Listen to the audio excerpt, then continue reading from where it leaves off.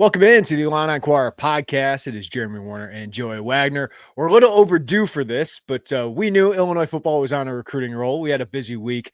I've had one both professionally and personally here, but thanks for being patient. But we also knew Illinois had some others in the hopper. As what a week, Joey Wagner, for Illinois football. 5 commitments in 5 days, including 2 4-star prospects. Nick Hankins announced his commitment, the 4-star composite cornerback out of Belleville West. And that's live on our YouTube channel, which was really cool. And Brett Bielema calling in was a really cool touch to all that. Kai Pritchard, 4-star offensive lineman out of New Jersey, commits to Illinois. 3-star defensive back Isaiah Williams, familiar name, out of Texas, commits to Illinois. And they also got 2 edge rushers, Kayden Bennett out of Connecticut and Jaylen Stewart out of Texas. Joey, I think we can officially call that a recruiting roll, and it just adds to a class that is one of the best we've seen at Illinois in a really long time, at least dating back to the Ron Zook era, currently the number 8 class in the country. So what's kind of stood out to you about this roll they're on? I mean, one, the talent, right? You get 2 4-stars and 2 composite 4-stars in a matter of 5 days. I mean, that's a really, really big – it's a big step for this program. And just I think you and I talked about it. I don't want to, announce what we think it is with certainty, but this class might have, by signing day, you got to get through signing day to see, 1, that everyone inks their name, and 2, that the rankings hold true. This one class might be up there with Lovey's previous total 4-star commits. That obviously rankings change over the course of the next couple months, but that's definitely within the realm of possibility. So you're looking at the talent that Brett Bielema, this coaching staff, are bringing in, and that sticks out. But you also look at when they get on campus. You had the stat, Jeremy, the official visit hit rate for this program right now, and it has been. I think we've seen that even in years past, but now you're starting to see another star with some of these guys. The hit rate on official visits is really, really high, and it tells you what we knew and what they've been saying, that they do a pretty good job on those in terms of being real. That's kind of the thing I've heard a lot, is it's real, it's authentic. Maybe there's not sports cars parked on the turf at Memorial Stadium. That Brett Bielema sticks pretty close to who he is and who his program is, or what his program is. I think that comes through on visits, and they're efficient, right? These official visits are efficient, and it seems like if somebody visits, you've got to put them on watch. It's not 100% hit rate, but it's pretty good. Yeah, I figured out the stats. We're sitting there waiting for football camp the other day. I was like, man, they keep landing all these official visitors. You go down the official visitor list, and I added it all up, and now they've had 33 official visitors since April. They have commitments from 23 of them. Now, about 10 of those guys were already committed before they started these, but still, the hit rate they have at, usually it's around 40 to 50%, which is really good. I mean, we're talking about 2/3 of them have committed, and only 3 others so far have committed elsewhere. I think, and they've visited elsewhere, right? They've taken official visits elsewhere so to be able to close on somebody like Nick Hankins before he has plans to go to Tennessee and Ole Miss is pretty huge. But they also have the chance to get 3 or 4 more of these guys. So the depth of this class really stands out. You got some headliners now, Nasir Rankin, Nick Hankins, Cam Thomas, Kai Pritchard, some 4-star prospects. You're trying to get a couple more that we'll talk about here. But just the depth of this class. I mean, these are all legitimate Power 4 prospects. There's no real person in this class who looks like a huge reach. Like when we sit there and go, Kayden Bennett, who's a 4-star prospect on some other recruiting services, and he visited UConn and Temple, those were his other visits, but he had other Power 4 offers. When you're looking at that, it's yeah, it's a solid addition. Like Illinois has come a long way in that regard. But I kind of look at this, Joey, it's a confluence of all of these different things, right? It's you're starting to win on the field. You have 2 winning seasons you can sell to prospects. You also have NFL draft development. You can show that we are one of the better Big Ten teams in development. There's a lot of stats that show Illinois has developed over its recruiting rankings the last couple of years. So come here, you can be an NFL player, which is so important to all these kids, right? They all want to go to the NFL. I think you also have the money part of this, right? Where Brett Bielema feels he now has a chance with prospects they didn't have before because they do have the financial resources. They're allowed to compete in that realm, and Josh Whitman has supplied him with those resources. And then you add the relationships that this staff is is clearly been able to build. And I think it all kind of adds to this. Brett Bielema's going to be here a long time too. There's stability. Like Illinois is no longer going uphill in these recruiting battles because they had to fire a coordinator, they had to fire a head coach, and they were trying to play catch up all the time. It feels like they're finally in high ground here, right? Like where they have a strong pitch, and that's why they're able to beat out the Missouris of the world, who has a good sell, Iowa's, Wisconsin, programs like that. Illinois sell looks better than those programs right now, and what a place to be for Illinois football. Yeah, I also want to point out that they have a staff full of really good recruiters. We've seen staffs built in the past where one or two guys that board on some of those past staffs. Corey Patterson on some of those past staffs did a lot of heavy lifting in the recruiting game for a lot of different prospects. Now you can go down. Archie McDaniel's done a really good job in this recruiting cycle. Terrence Jamison, Corey Parker. Corey Parker was the lead on Nick Hankins and did an excellent job of getting everyone around Nick Hankins on board and believing in the development at Illinois. Who am I trying to think? Bart Miller. Art Sikowski is a guy who was huge on Kai Pritchard. It was huge for him recruiting and supplementing Bart Miller in that process and landing a 4-star offensive lineman. So you can just go down the list, Jeremy, Justin Stepp, right? He's got a really good wide receiver class. I think just consistently at each position group, you've got guys who are really invested in your head coach. I was going to say the head coach being the best recruiter on the staff is significant, right? Especially after the Lovey experience, where when he got in with people, he was really good. It just was the desire to be as involved there. There's no question with Brett Bielema. He plays an integral role in all of these recruitments. Yeah, absolutely. And I think you and I kind of talked around a little bit on Tuesday and throughout the course of the week. When the person running the operation, it's any job, right? It's not like just football, just sports. The person running the operation is working it the way that Brett Bielema is. People below that person want to keep pace, and not to kiss butts or anything, because if you care about what you do, you want to be, you want to be in that race. You want to still push forward and be kind of pulling your own weight in that whatever element of your job it is. So yeah, it starts with Brett Bielema. I think anyone in that building would tell you that, and then that obviously has a trickle effect. And I'm excited to talk about Art when we start talking about Kai Pritchard. But yeah, it's just throughout the staff, this is a really, really good recruiting staff, and I think that also, in a lot of ways, more than anything, shows up on those official visits. Nick Hankins, huge win in the Metro East. Illinois is starting to get a little bit more traction in the St. Louis area over the last couple classes. Brandon Henderson was a big flip. He's committed to Iowa State. Didn't have a huge offer list, but just a really great prospect, and that's turning out to be true. He's a starter for Illinois as a sophomore, a true sophomore. Looks like he'll be the starter again for a junior year. Sounds like his offseason's been pretty good.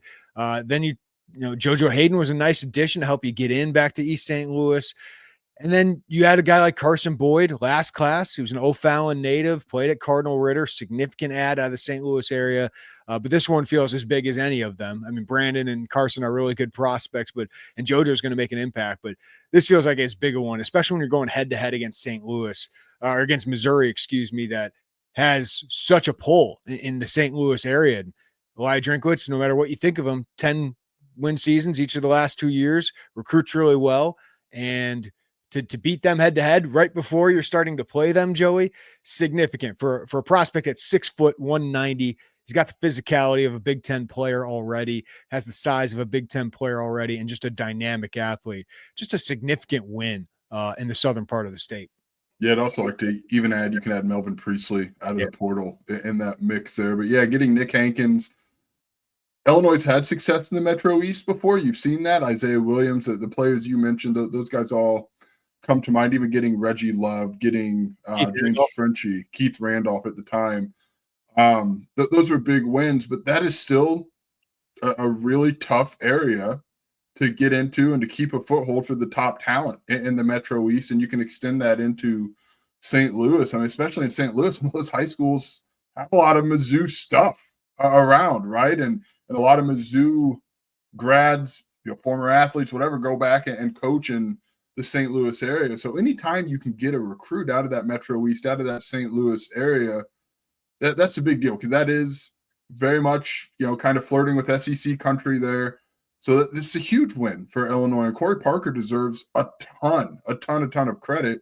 Nick Hankins looks the part, man. We saw him at the 7-on-7 camp last week, and it's like, whoa, I guess that's what 4-star DBs look like. He's cut up. He's got the size. He plays physical. I was watching some of his highlights the other night.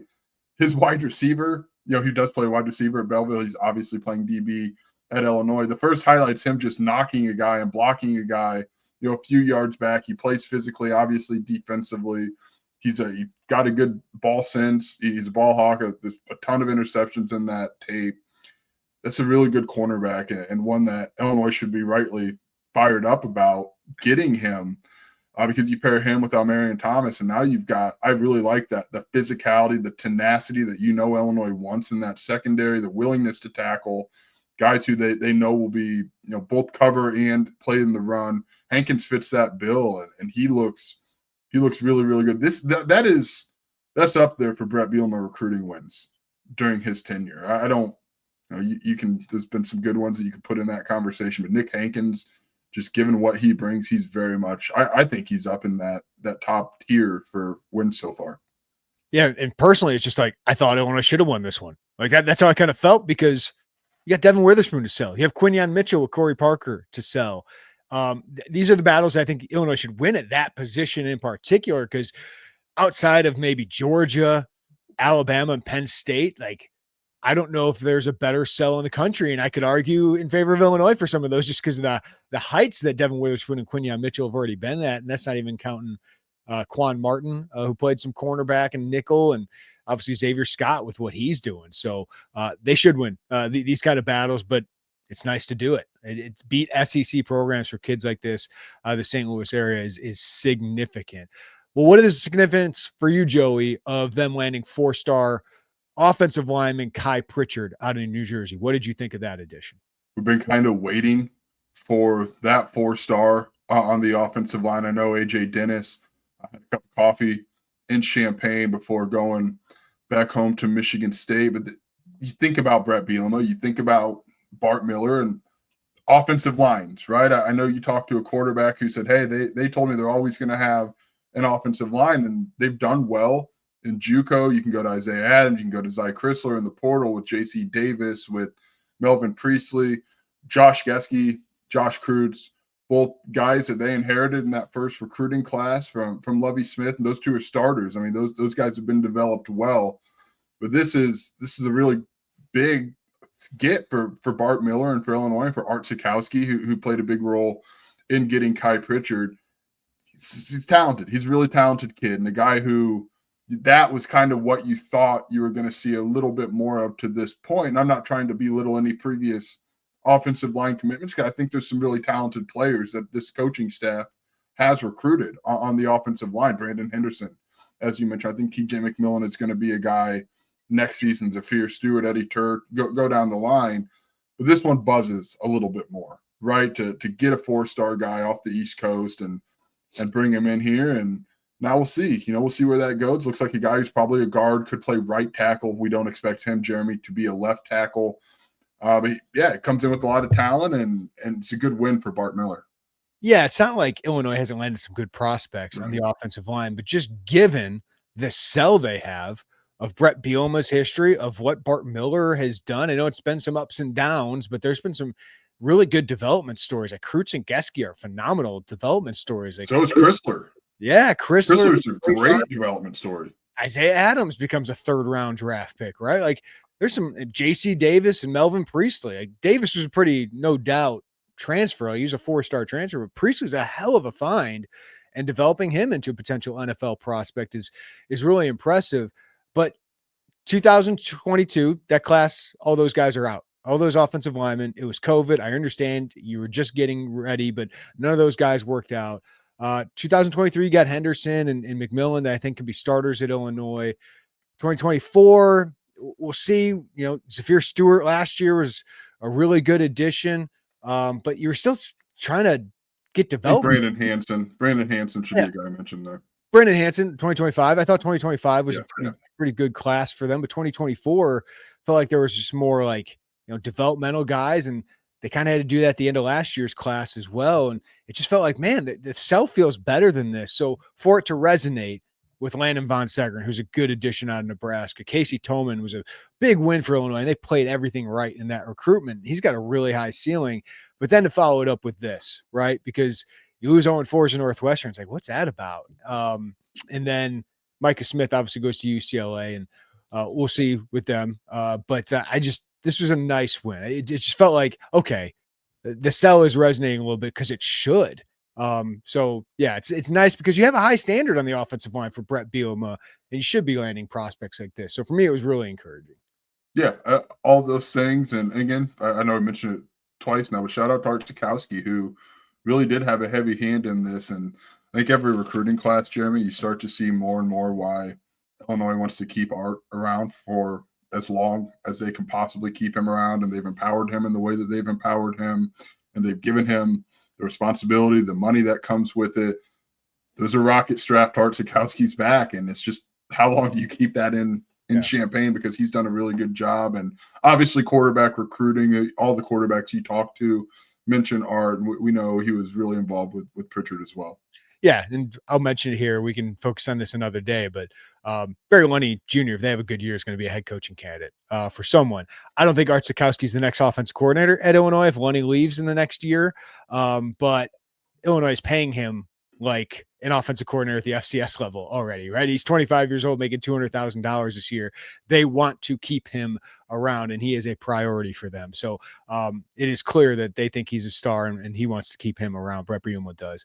I kind of want to package these guys together. I'll put Jaylen Stewart in two categories here, but it feels like we can't bring up Jaylen Stewart and Isaiah Williams without talking about getting into Texas again. It's one thing Lovie Smith did really well. I mean, they're two huge recruiting wins for them in Marquez Beeson, whose injury derailed his career. He looked great in his first week of training camp, and then he has that injury and just never was the same. But Calvin Avery was a huge recruiting win for them. And then they found some good players. Casey Washington developed into a great player. Dale Von Campbell did eventually elsewhere at Nevada and then South Carolina. But Ezekiel Holmes was a solid player for them as well. So it was just nice for them to have another area, and Lovie Smith got in there. Brett Bielema, that wasn't an area right away, right? It was mostly Midwest. It was mostly Florida. But last offseason, he hired Justin Stepp, who had worked at SMU, knew the Dallas area really well, recruits there. But Archie McDaniel was a clear sign that Brett Bielema wanted to get into Texas because that's where he's from, played at Texas A&M, was a great player, team captain there, has worked at Houston, Texas State, so many different places down there. And now they're getting them, right? They're starting to get really good players out of Texas. Maybe not the top ones because the SEC territory, Big 12 territory, it's really difficult, but there's so much talent, especially in the Dallas and Houston areas, probably two of the three best areas to recruit in the country when it comes to talent and just how deep it is, along with Miami and that South Florida area. So to get into there, it's hard not to bring these guys up. We're talking about, Illinois has got three guys from Texas. If you add Caden Cobbs there in this recruiting class, they've never signed a prep prospect from Texas under Brett Bielema. So that seems significant. Yeah, you were looking, kind of wondering where that next area was going to be. They had done the Midwest thing. They've gotten more into Ohio. They've gotten more into Michigan, obviously. Illinois, we've seen them kind of kick the tires with Indiana and Wisconsin a little bit. Florida has been a home away from home for Illinois, especially in the defensive backfield. That's worked out well. New Jersey, Jeremy, has been another area, especially early on. That was kind of that third outside of the Midwest, outside of Florida plays. But you want to keep expanding that, and it did seem intentional. You go get one, they're just really good coaches and guys who are going to do well in this industry for a long time, Archie McDaniel, Justin Stepp. But it also did open the door to Texas, and it opened the door to get some pretty good players out of Texas to this point. Caden Cobbs he's versatile. Will he be a DB? Will he be a linebacker? We'll see. It sounds like linebacker. Obviously, we know that's where he was recruited as, but he has defensive back versatility. Isaiah Williams, he could probably play both safety spots. We'll see how that ultimately shakes out when he gets on campus. But he had a good offer list. An injury derailed him a little bit, Jeremy. I know you caught up with him, so I don't want to step on your toes in terms of that explanation. And Jaylen Stewart's a guy committed to Oklahoma State. He is quick. He's not – if you're thinking Gabe Backus as an edge rusher, hold on. He's not that big, powerful, overly long guy, but he's very athletic. He's quick. He's explosive. He's got some length to him in his arms. But yeah, he's a guy that as you start thinking about, hold on. We'll hold on to get into that in terms of the edge rushers and what we think Illinois wants to be in that regard. But yeah, they got some good players out of the state there. And those two in particular, Williams and Stewart, the two new ones, they had some good offers. Can I bring up Stewart for a second? Like, it's kind of amazing. If you would ask me even last year or 2 years ago at this time that Illinois flipped a kid from Oklahoma State that lives in Texas. And Mike Gundy won 12 games in 2021. He won 10 games in 2023. He's one of the longest serving and most successful coaches in college football. And now Illinois is at that point where it seemed like a pretty easy flip for them. I mean, they had a terrible year last year and he fired most of his staff, including his coordinator. So obviously he's maybe a little bit on the hot seat now to see where that program goes. But it shows you how Illinois has gone up and some other programs are gone down in some kids' eyes, and they're taking advantage of it. Isaiah Williams, obviously we got to talk about the name. I did talk to him about that. He thought it was pretty cool because he used to Google his own name and Juice Williams would come up, and it happened the day he committed. Juice Williams is at the camp we're at. So I went up to Juice and said, hey, did you hear there's another Isaiah Williams coming? And he thought that was pretty cool. So they've obviously hit at it a great one, but he's a really interesting prospect because he was a top tier prospect. Texas, Oklahoma, Ohio State. Like he reached the top 5 in October. That was some of the who's of college football. LSU was in there as well. Then he suffered a quad injury and those schools backed off. He's fully healthy now, went through spring practice, is good. Aaron Henry went down, saw him and said, yeah, I want this guy. And it was a complete recruitment reset.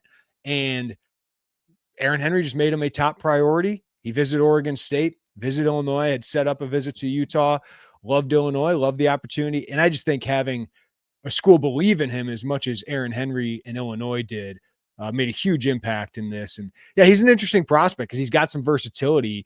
He looks like he could be a strong safety, but sounds like Illinois is leaning more towards free safety because the comp I'm getting is Miles Scott, which Miles can play both as well. So I think he does give you some versatility in that backfield. And his offer list before this showed how highly people thought of him. He was a sophomore star at one of the best schools, Fort Bend Marshall in Texas. So kind of buying low on what his stock was, but a really good football player for sure.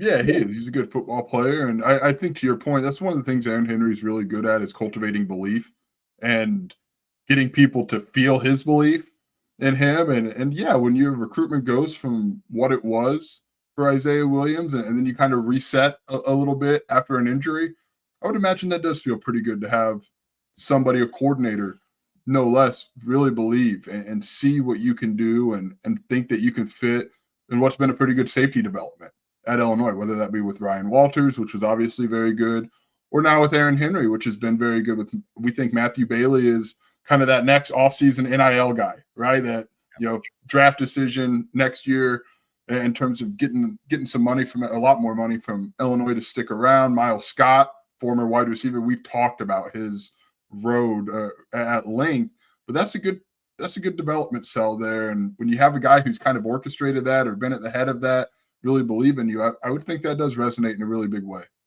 Kirby Joseph's helping him out too, isn't he? Yes. leading NFL in interceptions and highest paid safety. Yeah, signed the biggest contract for a safety in NFL history. That certainly helps. Feels like just put that trump card on the table and helps Illinois out a ton. All right, I want to talk about the edge rushers. We're questioning, do they add one or both of these guys that visit over the weekend? Turns out to add both. You mentioned Jaylen Stewart, really athletic, really explosive.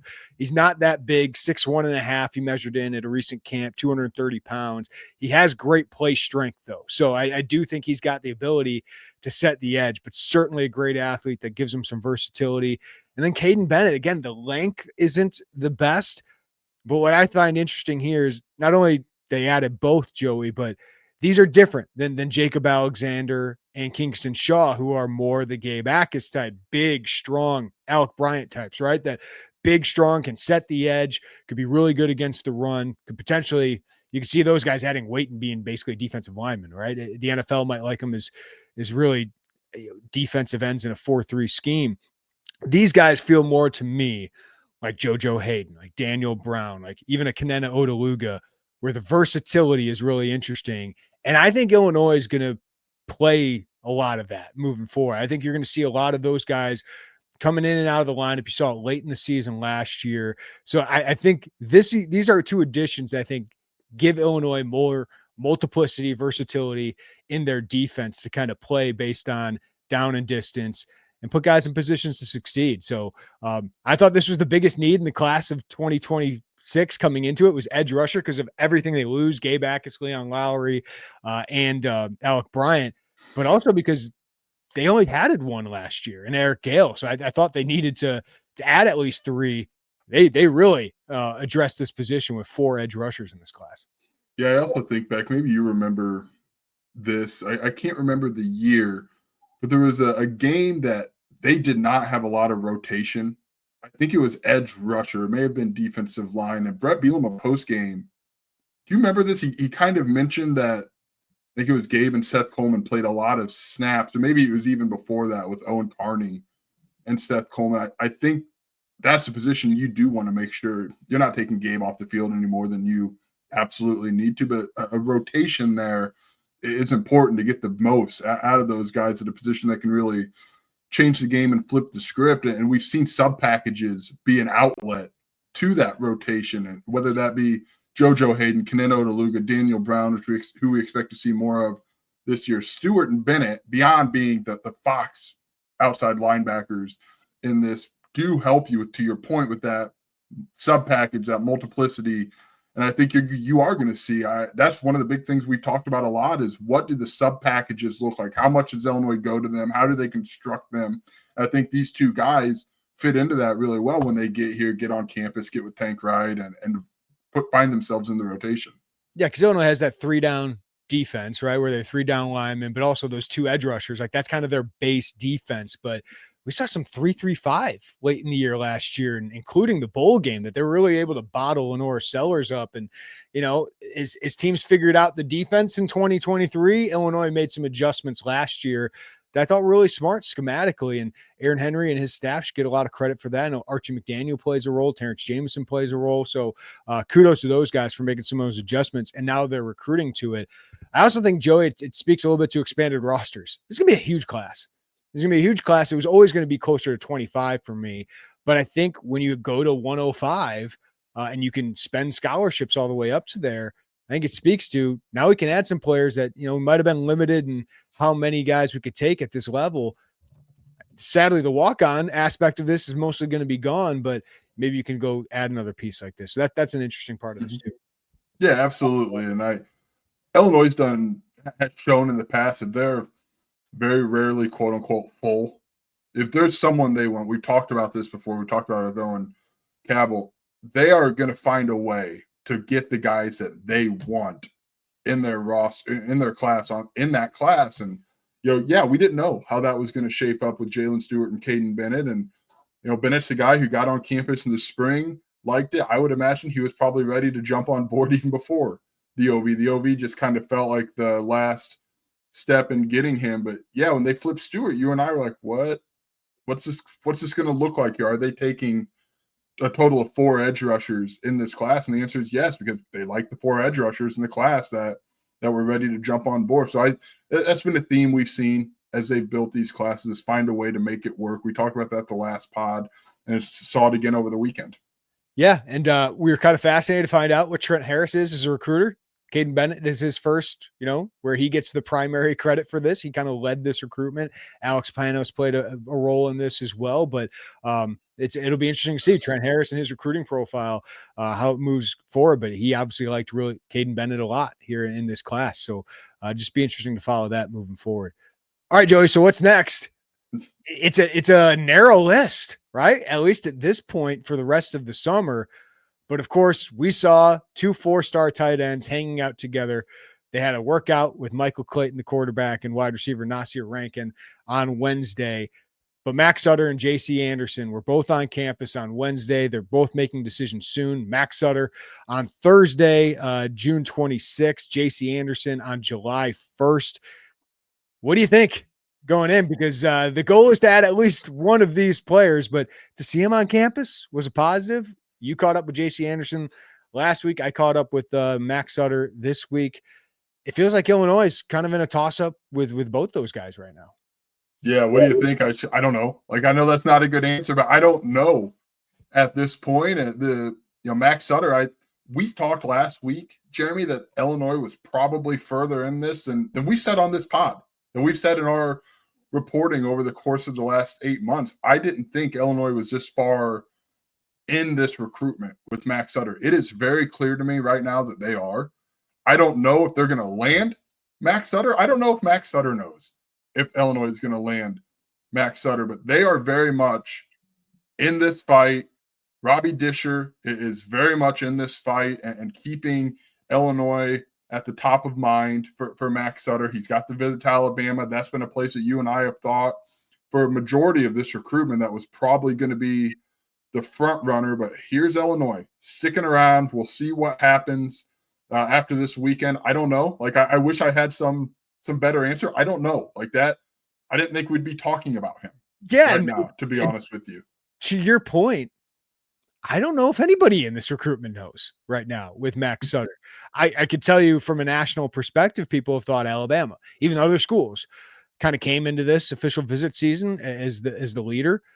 I do find it interesting. Alabama's not closed on a lot of prospects in this class so far, especially with some of their recent official visitors, but it's Alabama. You are competing against them, which is a great sign that Illinois, whether it's a Jacob Eberhart or Mack Sutter, or Owen Cabell or Jahvari Barnett, like they're competing with Alabama a lot in this class. And I don't think they're going to lose all of them. So that's why this is really interesting. Is I agree with you. Like what we thought of these recruitments for most of the last, I would say 3-4 months is kind of shifted in a positive way for Mack Sutter. And that I think Illinois is battling Alabama here for him, not to discount Ole Miss, Ohio State, but I kind of feel like it's a battle there. And he talked to me about kind of following his heart, which I found interesting because I always thought this recruitment would go to one of the biggest logos, but if you're saying follow your heart, maybe that means somewhere else. So we'll see what he decides. Well, JC Anderson, Illinois is in a good spot. And I think the Andersons would tell you that. I think the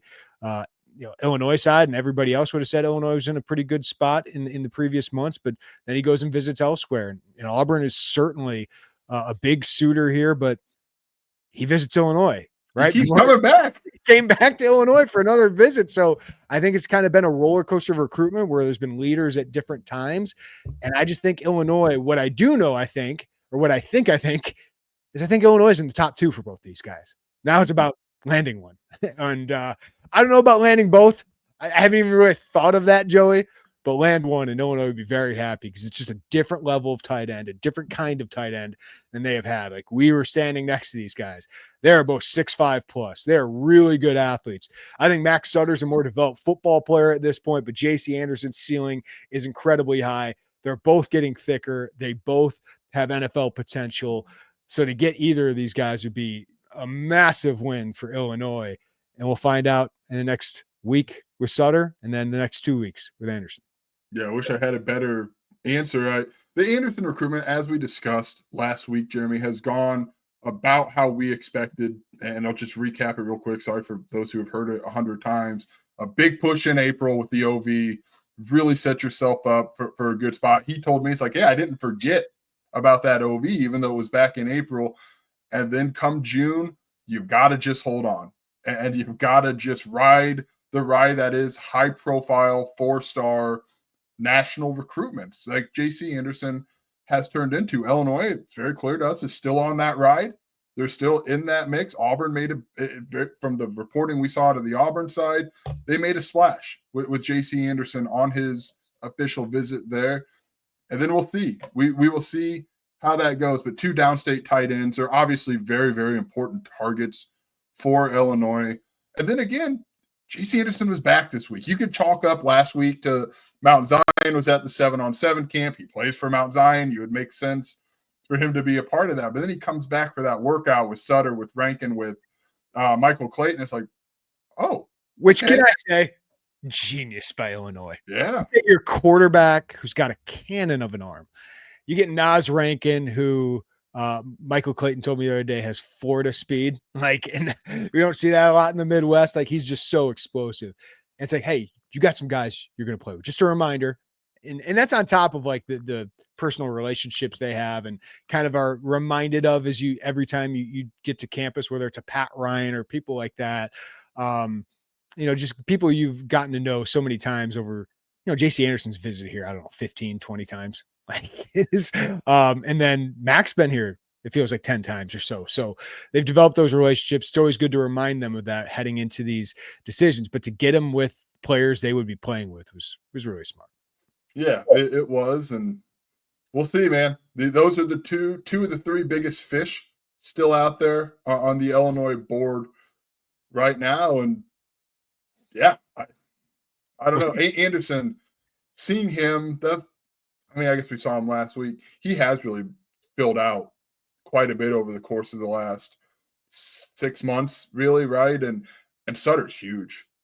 Sutter is a stud of a player. He is a massive individual. He's got all the potential in the world. JC Anderson, really, really, really high ceiling. Well, and either of them would just make this one of the best in-state classes.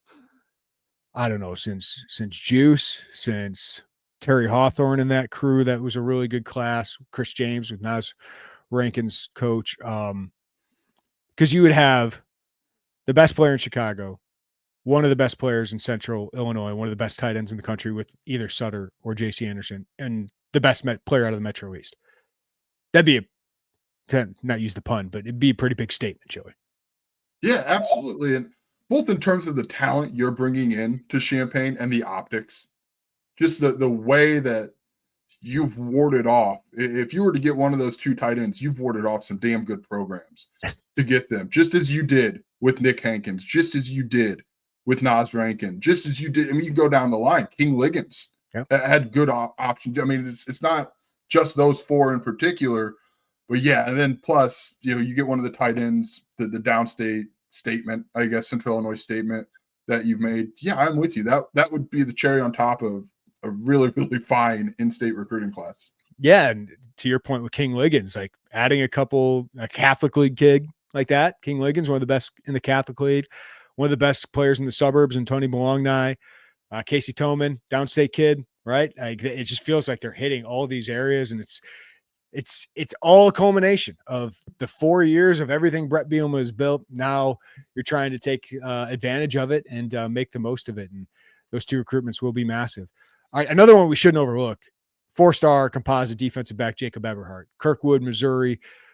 Illinois, his dad played there. His late father, Jason, played at Illinois along with Josh Whitman, the Illinois athletics director. He visited in April, and he's visited some other places here recently. Supposed to visit Oklahoma this weekend. He had a scheduled official visit there, visited Missouri as well. But you talk about defensive back cell. They have a good one in Matthew Bailey, and Illinois envisions Jacob Eberhart as the next Matthew Bailey. Just a phenomenal athlete. At some point, you're like, what position does he play? He could be a stud receiver. Could he be an edge rusher? He's big enough to do that. Or could he be a safety? Illinois sees him as that safety prospect and just a playmaker, great athlete. One we shouldn't overlook, Joey, because this one's going to be coming to a close, I would imagine, pretty soon. And talk about St. Louis making a splash there. To beat out Missouri for a player like this, to beat out some other really good SEC programs for a player like this would be significant. Yeah, I mean, well, one of Jacob Eberhart's mentors, Marcus Golden, who played at Missouri, also played notably for Brett Bielema in the NFL. His high school coach is Jeremy Macklin, who is an incredible legend at Mizzou, played in the NFL. And here's Illinois just sticking around. And yeah, I think the pitch right now is to be the next Matthew Bailey, which, by the way, is to be the next who's pitched to him was to be the next Sidney Brown, who's playing for the Philadelphia Eagles. So that position in particular, we've talked about it a lot in terms of what is clear they're seeking. And Everheart fits that physicality, but also really good in space. A good athlete who's not afraid to be basically an extra linebacker, but can make plays on the ball in the secondary, like we saw Sidney Brown do, like we've seen Matthew Bailey do. Yeah, and Everheart, when it started to get very national, I think we wondered, like, where's Illinois' footing in this as this starts to get at this very high level of recruitment? and they're still fighting away. And that's another, as we mentioned with Sutter, as we mentioned with Anderson, another 4-star Illinois is still in the boxers ring for right now. And I think in a position that's not, they're in a fine position. I think with him, he's been very quiet, so I don't want to put words in his mouth or assume anything with Jacob Eberhart, but I think it's clear to me that Illinois is still very much in the mix for him.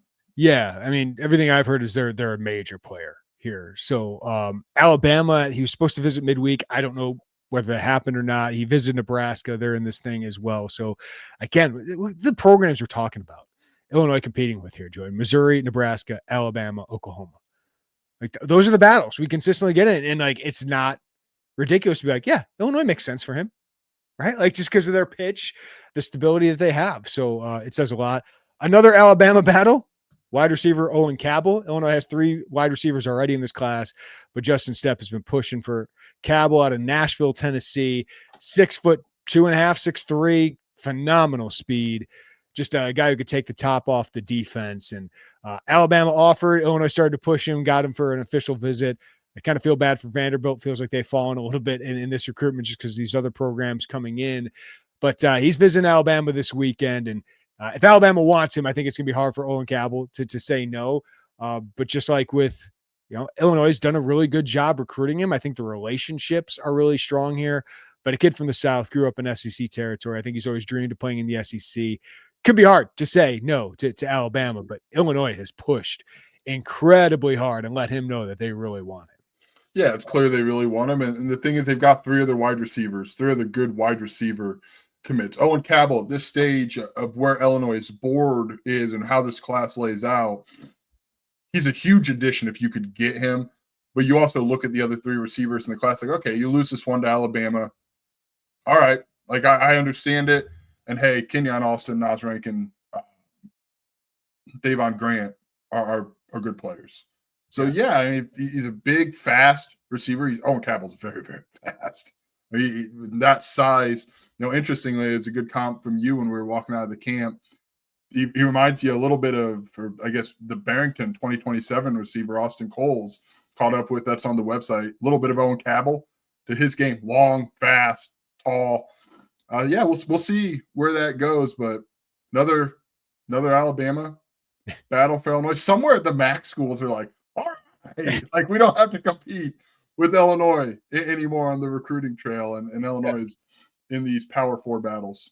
Yeah, listen, I know some people don't like me just continually going back to, man, this is way better than it used to be, right?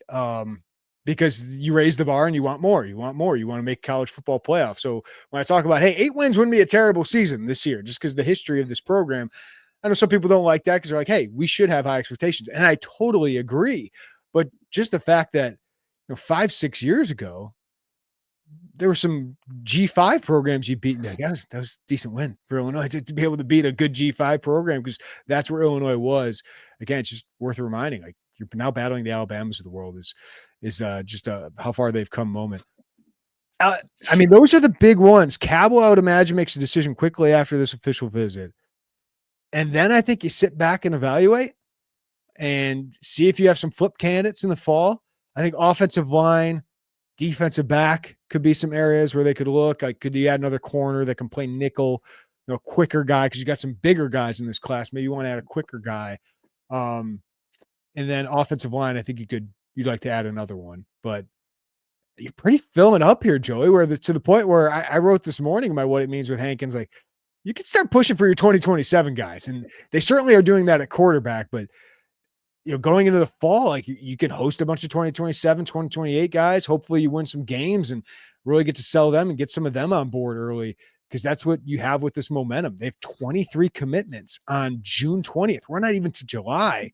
And even if they take 27 guys or something like that in this class, Joey, most of those spots are accounted for. So it's recruiting your own guys, making sure your commits stay on board, finding some evals, finding some potential flip candidates. But there's not a bunch of needs they need to address here. No, there's not. So after this wave of guys we've talked about, can you find another Mack Pritchard, Matt Bailey, Tanner Heckel?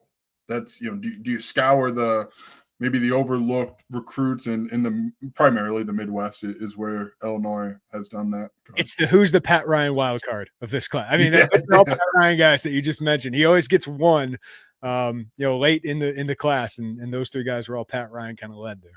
Hey, you know what though? Pat Ryan does a lot of heavy lifting. Give Pat Ryan a Pat Ryan guy. It's one guy class, right? Like one guy you love. Who's it going to be, Pat? Yeah, I like that. The Pat Ryan honorary scholarship here, and he's done a good job with it to this point. Great hit rate so far. And then can you live up to what is thought that you can do in terms of expectations this season, and can that lead to a potential flip in the fall? And we will see how that goes. But yeah, I would imagine after this wave, 2 or 3 more guys, maybe, unless the exact right flips, push that to a 4 or 5. But I think by the end of that first week of July, you'll have a very, very good sense of what this class looks like. With maybe there'll be a decommitment in that mix. Maybe you'll add a guy or 2 or 3 in that mix, but you'll pretty much have the recruiting class down by the 4th of July, I would think. It's insane. Like, I remember coming into July with 4 or 5 commitments, or into June with 4 or 5 commitments, and maybe having like 12 at the end of June. Like, this is a good spot to be for Illinois football, and it should add to the excitement of what this program could be. Because again, we talk about commitments, class rank. There's just a lot of talent coming into this program, and for a guy like Nick Hankins, I could tell you they think the intangibles are through the roof with that guy. That you could be a team leader, and to see Michael Clayton and the impact he's making in recruiting and coming up to campus and being around these guys. There's a lot of high intangibles with him. I think of Carson Boyd and Michael Clayton. That's a pretty good quarterback room, and not to mention Trey Petty, who's got a lot of stuff to him. So that's another part of this. Is it seems like you're getting some good people in the program, but really talented players. Yeah, absolutely. Someone on our board the other day, and I don't know if you saw it. So when's the last time Illinois got 5 commits in a week? And I do think it's happened on these visit weekends. Yeah, it has. Yeah, that's what I came back to. There's especially maybe early on in this staff's tenure, there's some, but kudos to Brett, because when 5 happens in 2 days, it all kind of blurs. To have 1 every day like that, it's just genius marketing. Just genius. Also, and for him to call in like that, I'd say what a well-timed phone call for Brett Bielema to Nick Hankins. They made the announcement really, really cool for Nick Hankins, and just kind of stuff like that Brett understands how to make this all work and how to make sure those headlines stay headlines for as long as they can. And the last thing I get before we get out of here, kudos to Brett Moore, Illinois SID. What a week of promotion for his program up in Chicago, and then to have all these commitments. But the PMT interview I listened to this morning was fantastic. Like those guys do a great job. And it was really good interview with Brett. I would check that out, but he had a lot of other ones. And obviously we got to talk to Luke Altmaier. You got a great, I called it a banger of a feature coming out from Joey Wagner, because Luke Altmaier is the goods when it comes to just giving us insight into what his mind is like, and his mind is in a very good place. That would be my teaser for that going into that story. I caught up with Josh Kreutz and Josh Geske for a story I'm excited to write early in the week. It was a really, really good week for Illinois promoting. And now, Joey, it's about making sure you keep this class together and then winning some games, right? And backing it all up in the fall. Yeah, absolutely. And this is to your point, Brett Moore is really, really good at what he does for work. But to do this, and then it's going to get very quiet after probably that July 4th. I would imagine going to get quiet for 3 weeks. We're not complaining. You're not complaining. The staff needs to go on hiatus for a while. Like, they have deserved the vacation that is coming to them in July, and so has their families. But yeah, like, we are getting ready. Like, July is actually one of the slower months where we will just put together our position previews. Like, that's our main thing. We're going to go a little bit quieter, I would imagine, in July as well, because we need to rest up before this training camp starts. Oh, we'll try, but you and I both don't sit still very well. Well, I'm sure we'll find something. But yeah, it's a great week for Illinois. And honestly, before we get out here, I know we've got a jet, just to see the perception of Illinois football in Chicagoland change. And I'm not trying to, it's just not any knock on any Chicago, but like, they showed up in force. Fans showed up in force, media fans, both at the Brick House Tavern for Illini night at the Cubs game. that hasn't really always been the case with the interest in Illinois football. One, they're good. Two, they've got guys who are going to say things. And three, they got a head coach who's, I mean, Brett's just going to kind of let it rip, man. He's going to say what he thinks, and that makes for good sound bites, and it makes for good quotes. And all those things came together, and it was a really, really packed turnout on Tuesday night. And I don't know if you ever heard this before, but Brett Bielema was a marketing major. He's willing to do these things. Yeah, he's willing to do these things and be the face of the program and be the mouthpiece of the program. And not only that, he's willing to be a mouthpiece of the Big Ten and say what needs to be said, but also nationally. Like, he is one of the, like, Adam Rittenberg's there, Nicole Arbach's there. Like, they want to go, and Matt Fortuna, like, they want to go to him to get the take on what is the SEC or the college football playoff, or what Diego Pavia said the other day, right? Like, because they know he'll say something and then it matters. Like, Illinois has one of those guys. Like, Brad Underwood has become one of those in basketball, but I think Brett Bielema just comes with so much credibility, and it's only backed up by his success at Illinois. So you have one of those guys. Illinois football has one of the more prominent voices in college football, and it can only get better and better the more Illinois wins. Yeah, and to put a bow on that, it's not just they go there and say, oh, what kind of crazy stuff's Brett going to roll? Like, yes, he's very frank, and he's very matter of fact, but he's also well thought out, and he's also intentional about what he says. And I think there's a lot of depth to what he says when you start talking big picture of college football, because the guy really cares about college football. It's not like it's just what he does. He cares about it. I know I've got the PMT interview up myself and talked about this was kind of shown to him early in his coaching career, the value of being a voice. And now he's doing that, and he is that voice. And I would imagine trying to make that case to some of the younger coaches, especially in the conference.